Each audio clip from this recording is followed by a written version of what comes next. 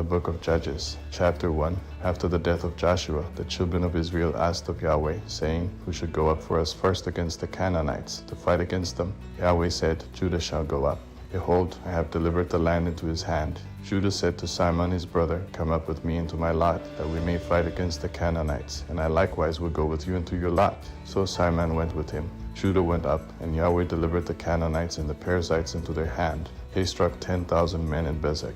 They found Adoni-Bezek in Bezek, and they fought against him. They struck the Canaanites and the Perizzites, but Adoni-Bezek fled. They pursued him, caught him, and cut off his thumbs and his big toes. Adoni-Bezek said, 70 kings, having their thumbs and their big toes cut off, scavenged under my table.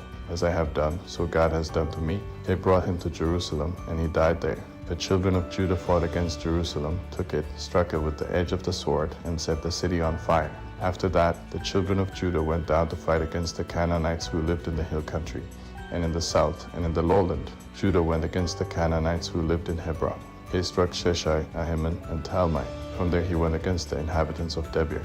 Caleb said, I will give Itshah my daughter as wife to the man who strikes Kiriath Sefer, and takes it. Othniel the son of Kenaz, Caleb's younger brother, took it, so he gave him Itshah his daughter as his wife. When she came, she got him to ask her father for a field. She got off her donkey, and Caleb said to her, What would you like? She said to him, Give me a blessing, because you have set me in the land of the south. Give me also springs of water. And Caleb gave her the upper springs and the lower springs. The children of the Kenite, Moses' brother-in-law, went up out of the city of palm trees with the children of Judah into the wilderness of Judah, which is in the south of Arad.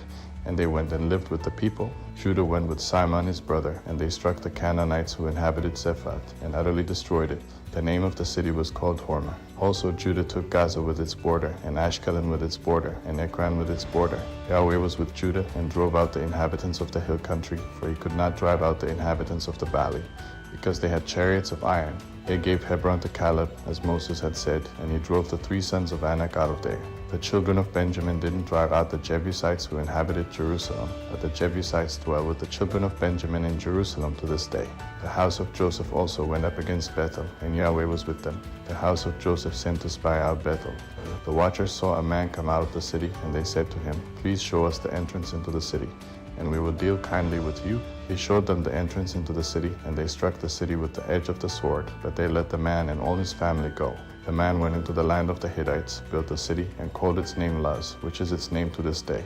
Manasseh didn't drive out the inhabitants of Beth-shean and its towns, nor Tanakh and its towns, nor the inhabitants of Dor and its towns, nor the inhabitants of Iblim and its towns, nor the inhabitants of Megiddo and its towns, but the Canaanites would dwell in that land. When Israel had grown strong, they put the Canaanites to forced labor, and didn't utterly drive them out. Ephraim didn't drive out the Canaanites who lived in Jezer, but the Canaanites lived in Jezer among them. Zebulun didn't drive out the inhabitants of Kitron, nor the inhabitants of Nahalol, but the Canaanites lived among them, and became subject to forced labor. Asher didn't drive out the inhabitants of Akko, nor the inhabitants of Sidon, nor of Alab, nor of Ichzib, nor of Helbah, nor of Aphik, nor of Rehob. But the Asherites lived among the Canaanites, the inhabitants of the land, for they didn't drive them out. Naphtali didn't drive out the inhabitants of Beth-Shemesh, nor the inhabitants of Beth-Anath, but he lived among the Canaanites, the inhabitants of the land. Nevertheless, the inhabitants of Beth-Shemesh and of Beth-Anath became subject to forced labor. The Amorites forced the children of Dan into the hill country, for they would not allow them to come down to the valley.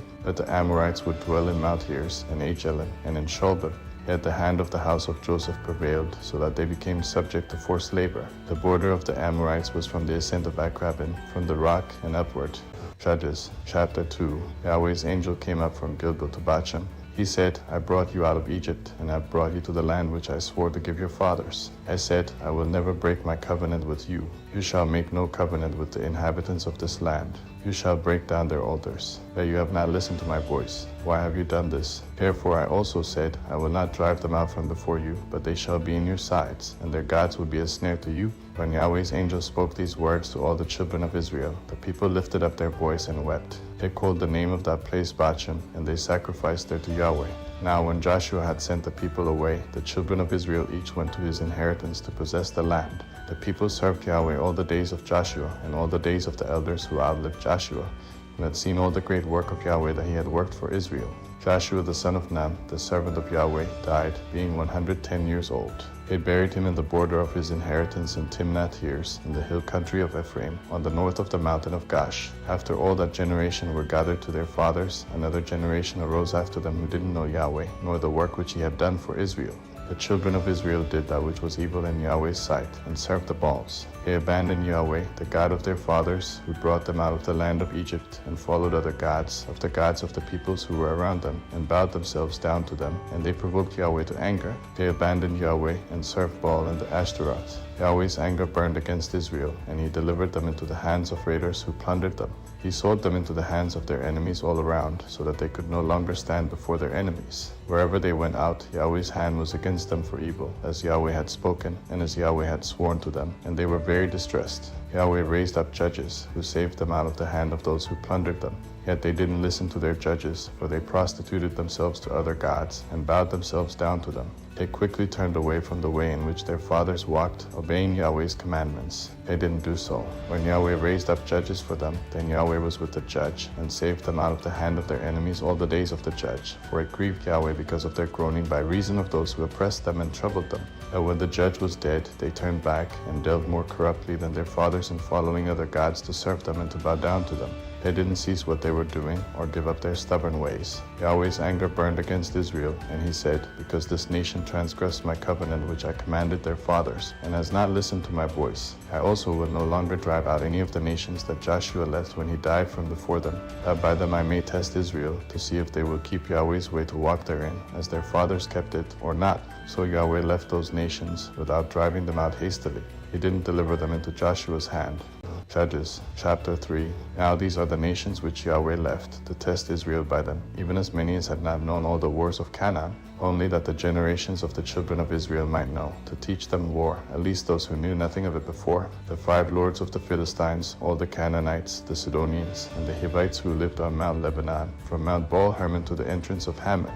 They were left to test Israel by them, to know whether they would listen to Yahweh's commandments, which he commanded their fathers by Moses. The children of Israel lived among the Canaanites, the Hittites, the Amorites, the Perizzites, the Hivites, and the Jebusites. They took their daughters to be their wives, and gave their own daughters to their sons, and served their gods. The children of Israel did that which was evil in Yahweh's sight, and forgot Yahweh their God, and served the Baals and the Asheroth.